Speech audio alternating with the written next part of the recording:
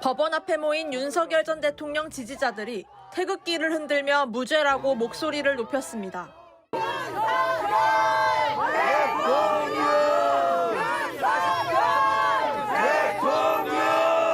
반탄, 윤어게인 활동을 해온 강성 유튜버들도 정신승리 수준의 발언들을 쏟아내고 있습니다. 선택받은 윤석열 대통령이라는 거죠. 예수 앞에 세례 요한이 말하자면 길을 닦아준 것처럼 이분도 나오면 이제 길을 닦아주는 사람이 있어야 돼요. 무엇에 비유를 하면 이제 다시 뭡니까 감옥에서 할례를 받아서 나라를 구하는 겁니까? 어떻게 되는 겁니까? 네네네. 120일이 지나면 나라가 바뀐다. 윤 전 대통령을 예수에 비유하며 감옥에서 나와 나라를 구할 거라는 식의 얘기를 이어갑니다. 트럼프가 전 세계에 왕성화시키고 있는 겁니다. 윤석열 대통령도 같이 이렇게 손잡고 나갔던 거죠. 트럼프가 도와서 윤석열 승리의 해가 된다. 도널드 트럼프 미국 대통령이 윤 전 대통령을 도울 거라거나 마두로 대통령을 잡아갔듯이 이재명도 잡아간다는 얘기 아닙니까? 독재의 결말은 몰락이라 이거야. 이재명이 몰락한다는 거 아니오. 이재명 대통령을 체포할 거란 근거 없는 주장도 이어갑니다. 조작해서 구형할 거라면 차라리 검사들은 사형을 구형해달라 그래. 그러면은 더욱더 국민들에게 대반전이 일어날 것이다. 이거는 무죄가 선고되거나 아니면은 공소 자체가 기각됩니다. 반탄 윤어게인을 내세웠던 강성 유튜버들은 윤 전 대통령에 대한 구형 이후에도 무죄를 주장하며 지지층을 자극할 걸로 보입니다. JTBC 구민주입니다. 우리를 지지하고 우리하고 뜻을 같이 하겠다고 하면 이 사람한테 안 돼 이렇게 할 수는 없는 거 아닙니까? 그래야지 선거를 이기죠. 그분들이 와서 우리 당 후보를 지지한다는 걸 당신들은 윤어게인, 당신들은 뭐 부정선거니까 안 돼 이렇게 우리가 내칠 필요는 없는 거 아닙니까? 그들이 와서 지지해 준다는데. 국민의힘 지방선거 기획단장인 나경원 의원은 표를 준다면 윤어게인 세력도 부정선거론자들도 품어야 한다고 말했습니다.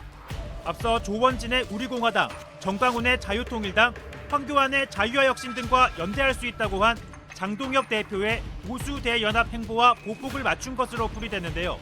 이런 가운데 보수 성향 유튜버들이 한자리에 모입니다. 아주 반가운 소식, 여러분 든든한 소식 하나 전해드리겠습니다. 대한민국 자유우파 총연합 유튜버들끼리 다 뭉쳤습니다. 여러분들 한번 보시면 든든하실 겁니다. 다 뭉쳤습니다. 성창경TV, 그라운드C, 이영풍, 전여옥, 강신업, 전황일뉴스. 전한길 씨가 공개한 내용에 따르면 다음 달 26일 국회 도서관 대강당에서 연합회 출범식이 열립니다. 국회 도서관 대강당은 국회의원실을 통해 대관이 가능한데요. 대관자는 국민의힘 나경원 의원실입니다.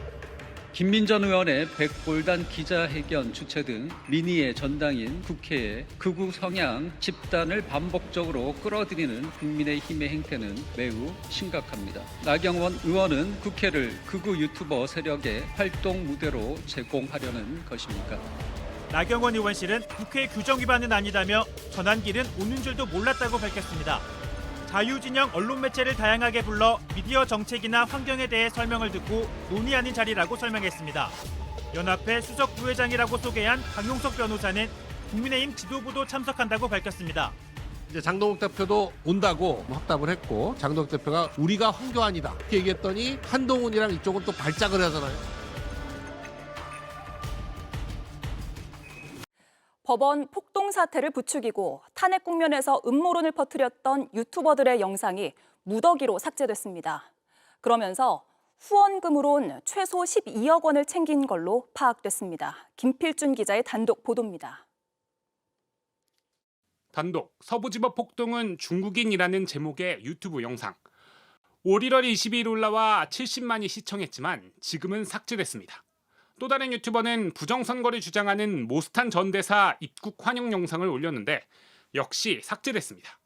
이처럼 윤석열 전 대통령이 취임한 2022년 5월부터 올 9월까지 기록이 남아있는 유튜버 37명의 계정을 확인해 본 결과 1만 8천 개가 넘는 동영상이 삭제된 걸로 파악됐습니다.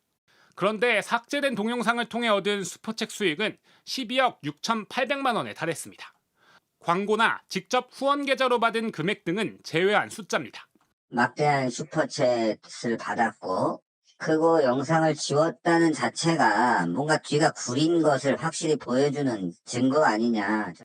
가장 많은 수익을 올린 계정은 한남동 집회를 주도한 한 유튜버로 삭제된 585개의 영상에서 2억 4천만 원의 수익을 냈습니다.